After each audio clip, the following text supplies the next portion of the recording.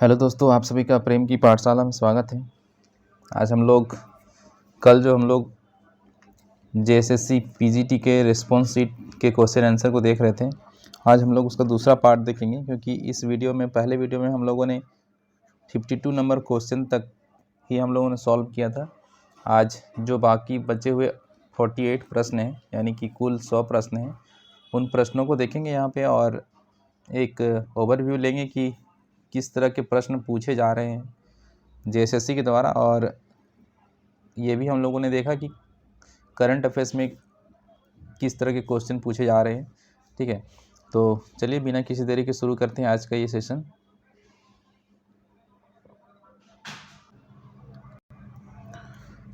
तो यहाँ पे आप देख सकते हैं ये 53 नंबर क्वेश्चन जो है, इसमें दिया गया एक खेत में 7.5 मीटर लंबा, 6 मीटर चौड़ा और 1.5 मीटर गहरा गड्ढा खोदा जाता है। निकाली गई मिट्टी का आयतन घन मीटर में ज्ञात करें। तो हमें इसमें कुछ नहीं करना है, सीधा सा करना है। जो घन होता है उसका आयतन निकालना हमें, तो घन नहीं, एक घनाभ कह सकते हैं। ठीक है, इसमें लंबाई है, चौड़ाई है और गहराई दिया है, ऊंचाई दिया है। तो इसको हम लोग क्या कर देंगे, सीधा लंबाई गुने चौड़ाई गुना ऊंचाई करेंगे। तो हम इस तीनों को मल्टीप्लाई कर देंगे, कितना आ जाएगा, 7.5 को गुना करेंगे 6 से और फिर गुना करेंगे 1.5 से, तो 15 × 6 = 90 होता है, यानी कि 90 में पॉइंट लगेगा, यानी 9, यानी कि 7.5 को फिर 9 से मल्टीप्लाई करेंगे, 7.5 को 9 से, तो कितना हो जाएगा, 5 × 9 = 45, 4 बचेगा और 7 × 9 = 63 और 4 = 67, 67.5 मीटर क्यूब। तो इसका सही आंसर क्या जाएगा, ऑप्शन सी। उसके बाद जो अगला प्रश्न है, इसमें दिया गया है, ये थोड़ा सा कह सकते हैं कि थोड़ा सा आपको पूरा फॉर्मूला पता होना चाहिए वृत्त के केंद्र का। तो वृत्त का केंद्र निकालने का जो फॉर्मूला है ये पता होना चाहिए। ये एक इक्वेशन दिया है, तो वृत्त का केंद्र निकालने का जो, या कह सकते हैं वृत्त केंद्र का जो समीकरण होता है, ठीक है, तो यहाँ हम लिख सकते हैं वृत्त का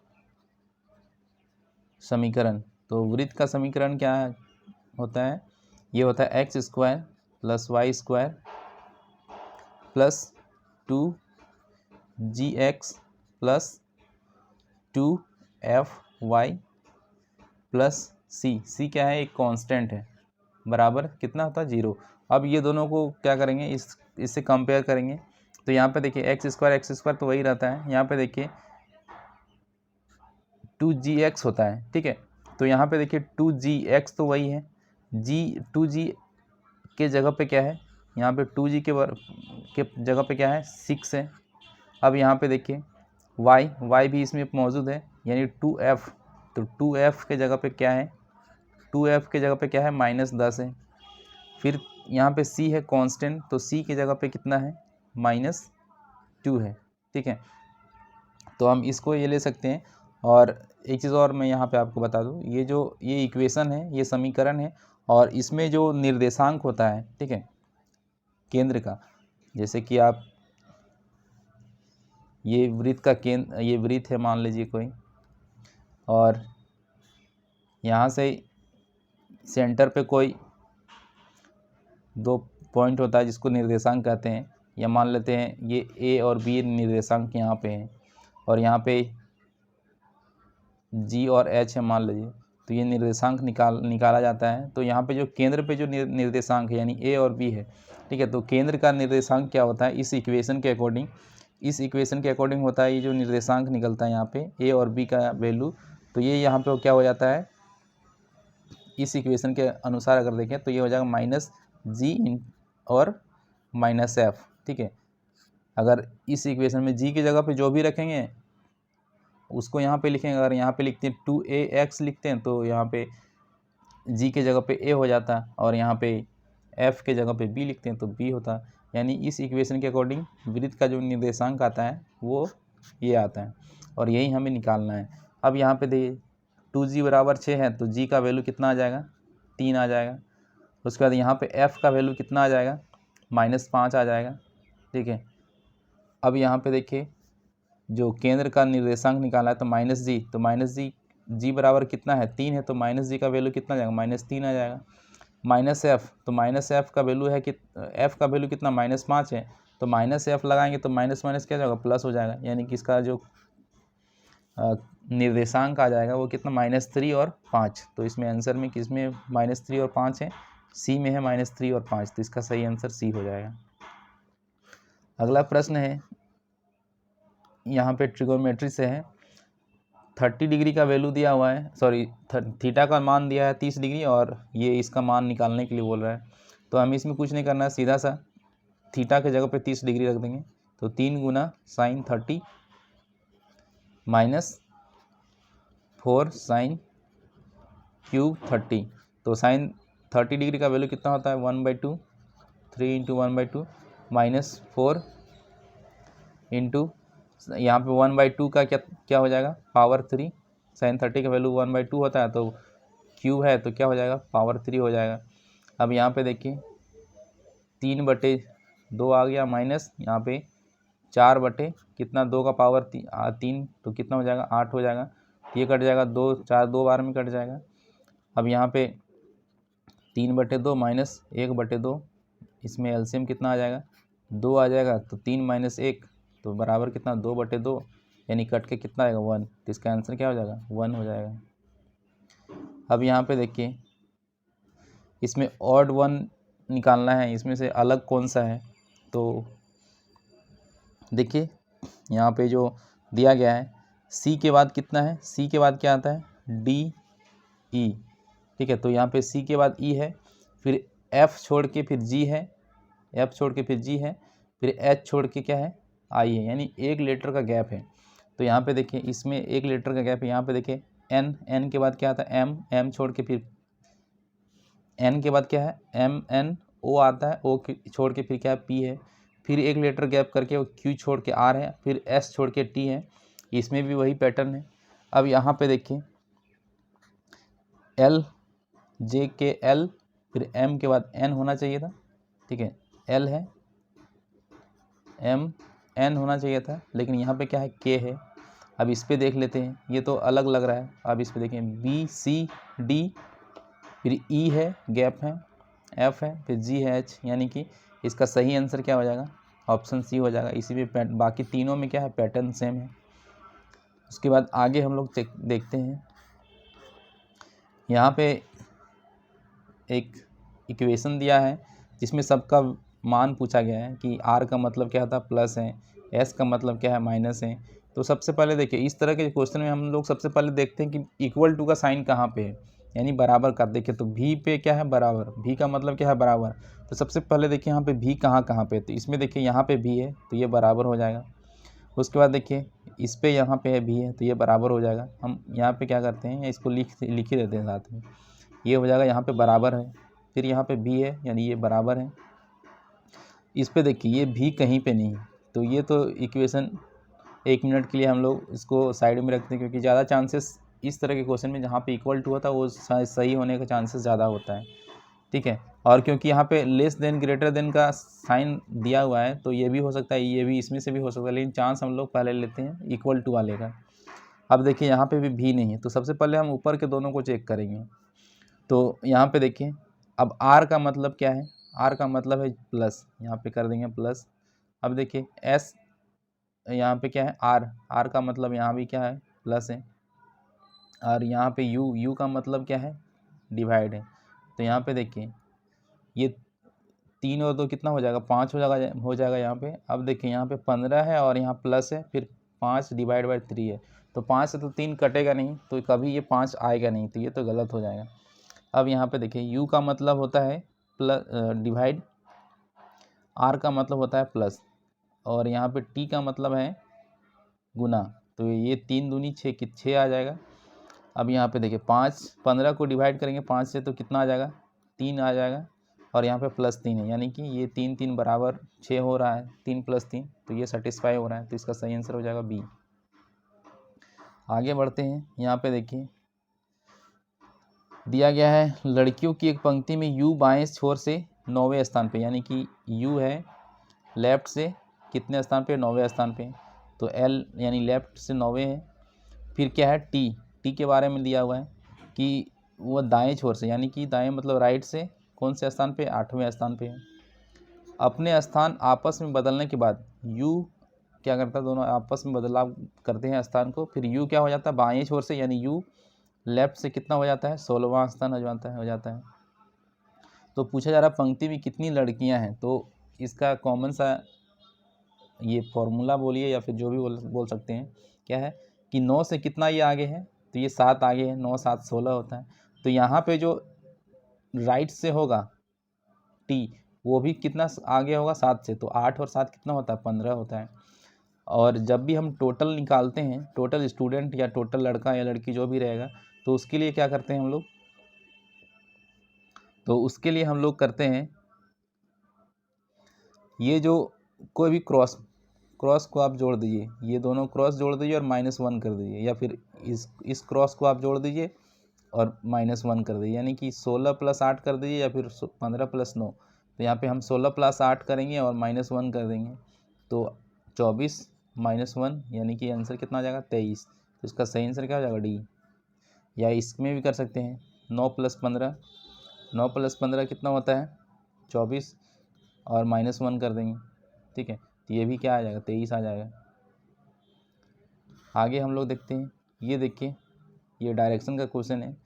डायरेक्शन में क्वेश्चन कभी भी आपको देगा कि दक्षिणावर्त है, यानी कि क्लॉकवाइज डायरेक्शन में कभी भी देगा तो उसमें हम प्लस का साइन लेंगे, और एंटी क्लॉकवाइज जहाँ लिखेगा तो वहाँ पे हम माइनस का साइन लेंगे। अब देखिए यहाँ पे दिया है, एक आदमी पश्चिम की दिशा की ओर मुख किए हुए, यानी कि सबसे पहले तो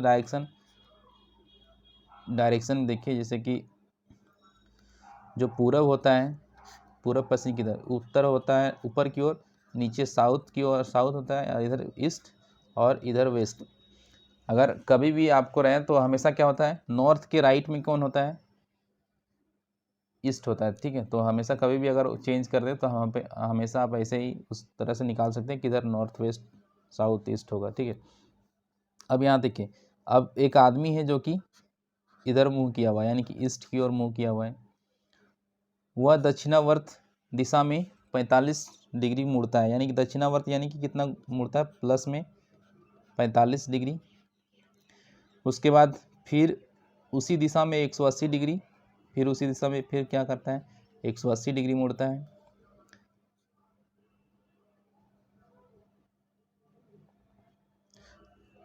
उसके बाद फिर वामावर्त दिशा में 270 मुड़ता है, यानी कि वामावर्त मतलब एंटी क्लॉकवाइज, तो ये क्या है, -270, ठीक है।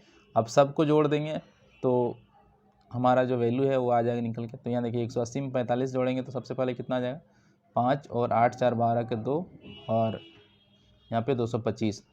अब यहाँ पे देखिए 225 - 270, ठीक है। 225 - 270 करेंगे तो कितना आ जाएगा, ये 5 आ जाएगा, और यहाँ पे 6 में 2 जाएगा तो कितना आएगा, 4। तो ये -45 डिग्री आ गया। -45 डिग्री मतलब क्या है, वामावर्त आंसर में होगा, यानी कि हमारा ये जो आदमी है, ठीक है, ये ईस्ट नहीं, ये वेस्ट की ओर देख रहा है, यहाँ पश्चिम दिशा की ओर, ठीक है। तो ये इधर देख रहा है, ठीक है, पश्चिम दिशा की ओर देख रहा है।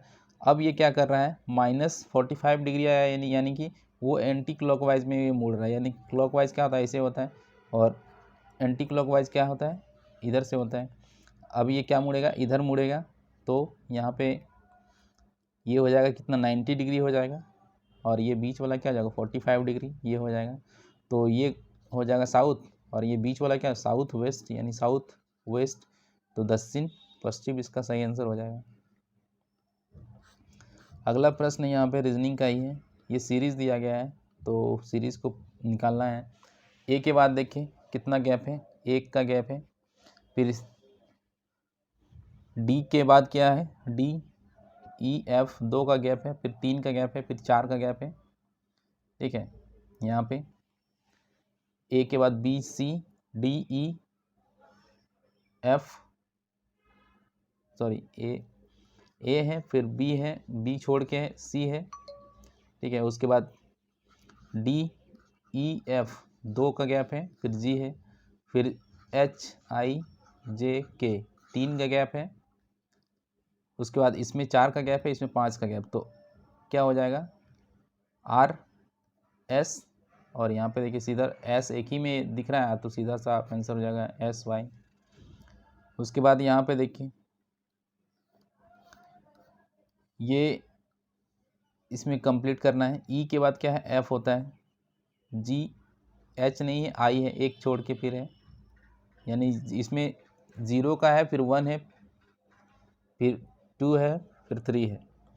यहाँ पे देखिए तो यहाँ पे एफ के बाद क्या हो जाएगा जी, उसके बाद एच के बाद एक गैप एच आई, फिर जे हो जाएगा। तो यहाँ पे देखिए जी के बाद जे इसी में हो रहा है तो हम पूरा चेक नहीं करेंगे, डायरेक्ट इसका आंसर हम निकाल सकते हैं। अब यहाँ पे देखिए ये सीरीज़ दिया गया है, 6 के बाद 7 है, 7 के बाद 8 है, 8 के बाद क्या आएगा 9 आएगा, तो इसका आंसर क्या हो जाएगा 9 हो जाएगा।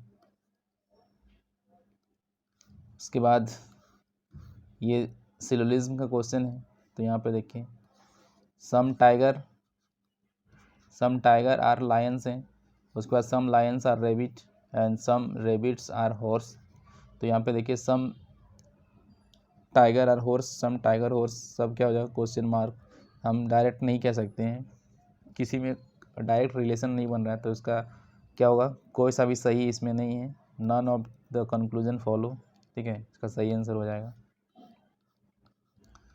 उसके बाद है ये देखिए कोडिंग डिकोडिंग का क्वेश्चन दिया हुआ है। यहाँ पे क्या किया गया, जैसे ABCD जो होता है सबका ऑपोजिट लेटर दिया है, जैसे कि आपने पढ़ा होगा A का Z होता है, B का Y होता है, C का X अपोजिट होता है, ठीक है, D का W होता है अपोजिट। तो यहाँ पे देखिए सबका अपोजिट A का Z होगा, यहाँ दिया है, यहाँ पे भी A का Z दिया है, तो पूछ रहा है कि इसका अपोजिट क्या हो जाएगा। तो यहाँ पे देखिए H, तो H का अपोजिट क्या होता है S होता है, O का अपोजिट क्या होता है L होता है, फिर C का अपोजिट क्या होता है X होता है, U का अपोजिट क्या होता है F होता है, और उसके बाद S का अपोजिट क्या होता है H, P का अपोजिट होता है K, और यहाँ पे O का फिर हो जाएगा L। अब देखिए कोई मिलता है SLX FH KL, L यहाँ पे भी मिल रहा है, लेकिन यहाँ इस पे भी मिल रहा है, यहाँ पे भी मिल रहा है L तक, X3 मिल रहा है, ठीक है, इसमें नहीं मिल रहा है, इसमें Z आ जा रहा है, Z नहीं मिल रहा, ये मिल रहा है। यहाँ पे देखिए XLX FH KL, फिर हो जाएगा क्या C का हो जाएगा X, और U का हो जाएगा फिर F, और फिर S का हो जाएगा H। तो इसका सही आंसर क्या हो जाएगा C।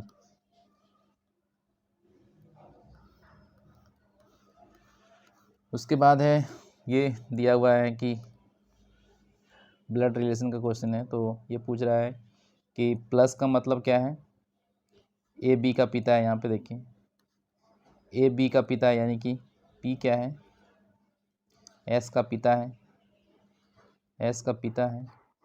अब यहाँ पे गुना का मतलब क्या है भाई है, ये क्या है B का भाई है, यानी कि S क्या है R का भाई है। अब यहाँ देखिए डिवाइड का मतलब क्या है बेटी है, R Q की बेटी है, R क्या है बेटी है किसकी Q, तो पिता है ये P, तो किसका हस्बैंड हो जाएगा, तब ये वाइफ हो जाएगी, ये बन गया। अब इसमें पूछ रहा है कि कौन सा सही है, P Q का भाई है, P Q का भाई है नहीं पति है, P Q का पिता है नहीं पति है, P Q का बेटा है नहीं हस्बैंड है इसका Q का, अब पति है, हाँ यही आंसर हो जाएगा इसका। अब यहाँ पे देखिए एक ये साइंस का क्वेश्चन है, सामान्य दृष्टि वाले युवा वयस्क के लिए स्पष्ट दृष्टि की न्यूनतम दूरी लगभग होती है कितना 25 सेंटीमीटर होती है। उसके बाद पूछा है कि सिल्वर क्लोराइड के सूर्य प्रकाश में डैश हो जाता है, जो सिल्वर क्लोराइड है वो क्या होता है ग्रे कलर का हो जाता है सूर्य प्रकाश में। उसके बाद है एक फूल के परागकोश में डैश होता है, तो एक फूल के परागकोश में क्या होता है पराग के दाने होते हैं। उसके बाद यहाँ दिया गया है उत्तल गोलाकार दर्पण द्वारा बनी छवि क्या होती है, आभासी होती है, यानी कि क्या हो जाएगा, आभासी, इसका आंसर हो जाएगा। उसके बाद है कार्बन परमाणु की कार्बन के अन्य परमाणुओं के साथ बंधन बनाने बड़े अणुओं को उत्पन्न करने की क्षमता को डैश कहा जाता है, तो इसको क्या कहा जाता है, कैटेनेशन कहा जाता है, श्रृंखलन। उसके बाद है निम्नलिखित में से कौन सा बायोमास ऊर्जा का स्रोत का उदाहरण नहीं है, तो देखिए इसमें देखिए गोबर गैस भी बायोमास का है, जो कोयला है ये भी है, लकड़ी है, जो परमाणु ऊर्जा है ये इसका स्रोत नहीं है। पाचन में सहायता के लिए गैस्ट्रिक ग्रंथियों द्वारा निम्नलिखित में से कौन सा एसिड छोड़ा जाता है, तो HCl जो छोड़ा जाता है, हाइड्रोक्लोरिक एसिड, ऑप्शन डी इसका आंसर हो जाएगा। उसके बाद टमाटर में कौन सा अम्ल पाया जाता है, ये पूछा गया था, तो ऑक्जेलिक एसिड टमाटर में पाया जाता है, इसके बारे में। उसके बाद है यदि पश्चिम की ओर प्रक्षेपित कोई धन आवेशित कण चुंबकीय क्षेत्र द्वारा उत्तर की ओर विक्षेपित हो जाता है तो चुंबकीय क्षेत्र की दिशा क्या होगी, तो ये ऊपर की हो जाएगी, ठीक है, ऊपर की ओर। यानी साइंस के क्वेश्चन थोड़ा सा है, बाकी से थोड़ा सा मैथ्स रीजनिंग से आसान नहीं कह सकते हैं। डैश वाला व्यक्ति पास की वस्तुओं को स्पष्ट रूप से देख सकता है लेकिन दूर की वस्तुओं को स्पष्ट रूप से नहीं देख सकता है, तो क्या होता है इसमें, निकट दृष्टि दोष के कारण। दूर दृष्टि में क्या होगा, दूर की वस्तुएं साफ दिखाई देगी लेकिन नज़दीक की वस्तु साफ नहीं दिखाई देगी, मतलब जो अच्छे से दिखाई देगा वो दोष वही होता है। उसके बाद अब हिंदी के प्रश्न हैं, जैसे लिंग बदलिए, नायिका, नायिका का क्या हो जाएगा, लिंग, ये स्त्रीलिंग दिया तो नायक हो जाएगा इसका आंसर। उसके बाद है ईमानदार, ईमानदार का क्या बताना है, विलोम शब्द, ईमानदार का विलोम क्या हो जाएगा, बेईमान हो जाएगा। फिर है लिंग बदलिए, पंडिताइन, पंडिताइन का क्या हो जाएगा, पंडित। उसके बाद है क्रोध, क्रोध का वचन बदलिए, तो क्रोध देखिए हर वचन में एक वचन रहे बहुवचन रहे, क्रोध का क्रोध ही होता है, तो ये आंसर क्या हो जाएगा, क्रोध। उसके बाद मुहावरा दिया गया, इसका अर्थ बताना है। ठोक बजाना, ठोक बजाना का मतलब क्या हो गया, जांचना परखना। फिर उसके बाद नेक्स्ट है खाद्य, खाद्य का विलोम बताना है, तो खाद्य का विलोम क्या हो जाएगा, उल्टा, अखाद्य। फिर वचन बदलिए, नारी, तो नारी का क्या हो जाएगा, नारियां। उसके बाद जो धन का दुरुपयोग करता हो उसको क्या बोलते हैं, अपव्ययी। जो धन, जो कंजूस होता है, जो यानी जो पैसा बचाता है उसको क्या बोलते हैं, मितव्ययी, और इसका उल्टा होता है अपव्ययी, ठीक है। उसके बाद है आनंद, आनंद का पर्यायवाची बताना है, आनंद, आनंद का क्या हो जाएगा, हर्ष। उसके बाद नेक्स्ट है यथेष्ट, यथेष्ट का संधि विच्छेद बताना है आपको, तो यथेष्ट का क्या है, यथा जोड़ इष्ट, ठीक है, यथा जोड़ इष्ट। अन्न जल, अन्न जल में कौन सा समास है, तो ये इसमें द्वंद्व समास है। और फिर है ज्ञानेंद्र, ज्ञानेंद्र का संधि विच्छेद, तो इसका हो जाएगा ज्ञान प्लस इंद्रिय, ज्ञानेंद्रिय। फिर है डेढ़ चावल की खिचड़ी पकाना, ठीक है, तो डेढ़ चावल की खिचड़ी पकाना मतलब क्या, बाकी से अलग काम करना, सबसे अलग काम करना। फिर है उपयोग, उपयोग का विलोम यानी अपोजिट, उपयोग का क्या हो जाएगा, अनुपयोगी, अनुपयोग। उसके बाद है अनारदाना, अनारदाना में कौन दिए गए शब्द में समास के सही विकल्प का चयन करें, तो इसमें क्या हो जाएगा, संबंध, अनारदाना, अनार का दाना, अनारदाना, संबंध तत्पुरुष। उसके बाद है हिसाब, हिसाब का पर्यायवाची क्या हो जाएगा, तो हिसाब का मतलब लेखा जोखा करना, जो लेखा होता है उसको बोलते हैं हिसाब। उसके बाद है जिसकी बुरी दशा हो उसे क्या कहते हैं, दुर्दशा।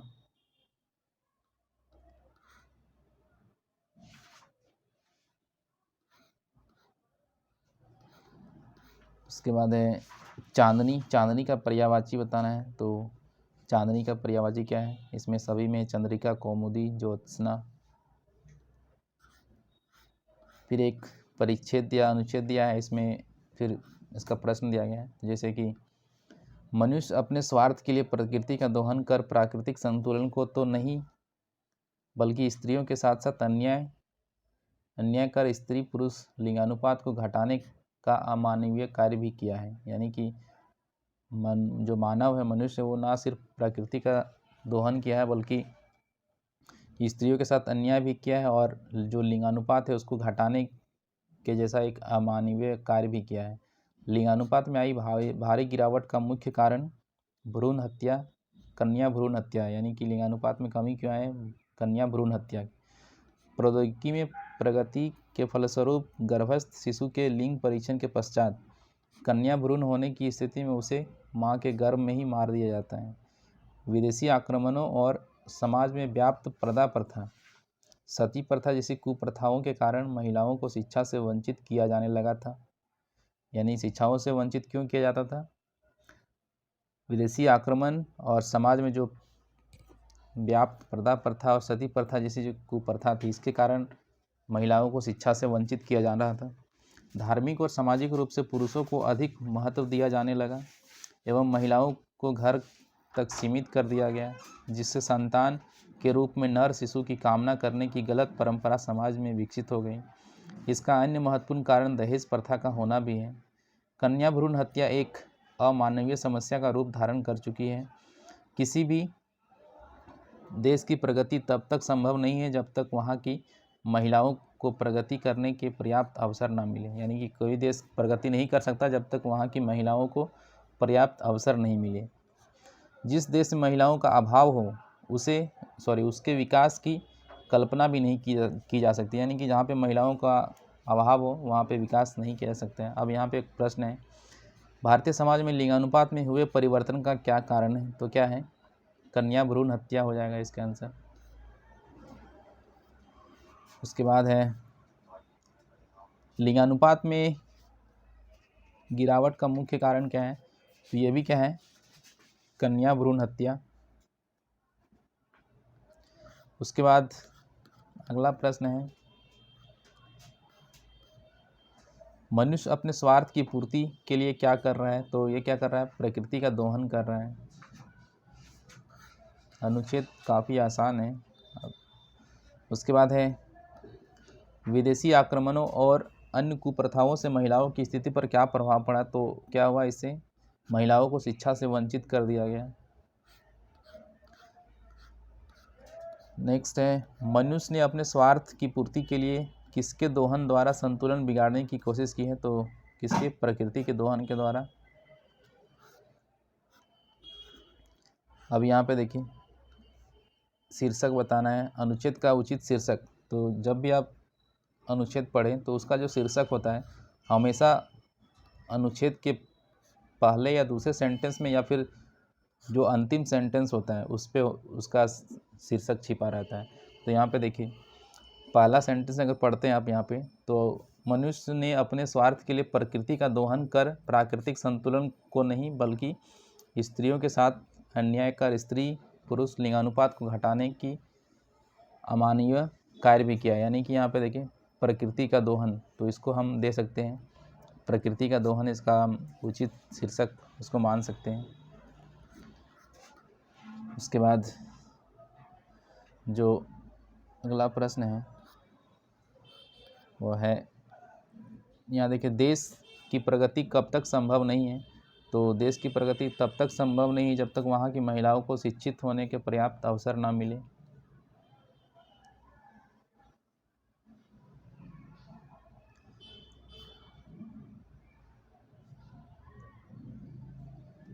सॉरी, यहाँ पे शिक्षित नहीं, प्रगति करने का पर्याप्त अवसर। ठीक है, यहाँ पे देखिए, यहाँ लिखा है जब तक वहाँ की महिलाओं को प्रगति करने का पर्याप्त अवसर ना मिले। तो ये हो जाएगा इसका आंसर बी। उसके बाद ये पूरा यहाँ पे ये 100 क्वेश्चन ख़त्म हो जाता है। तो ये पूरा प्रश्न, ये जो प्रश्न था ये 2 तारीख का था। एक प्रश्न पत्र मेरे पास और है 1 तारीख का, तो उसको हम लोग अगले वीडियो में इसको सॉल्व करेंगे। तो वीडियो अगर अच्छा लगा तो ज़रूर लाइक करें और दोस्तों के साथ शेयर करें, और अगर चैनल के साथ पहली बार जुड़े हैं तो सब्सक्राइब करें। मिलते हैं एक नए वीडियो में। और इस क्वेश्चन पेपर की अगर PDF चाहिए तो आप टेलीग्राम में ज्वाइन करके इसको डाउनलोड कर सकते हैं। डिस्क्रिप्शन में आपको लिंक मिल जाएगा, और जिसका पार्ट 1 आपने नहीं देखा है तो वो पार्ट 1 भी देख सकते हैं। मिलते हैं एक नए वीडियो में। Take care, bye bye.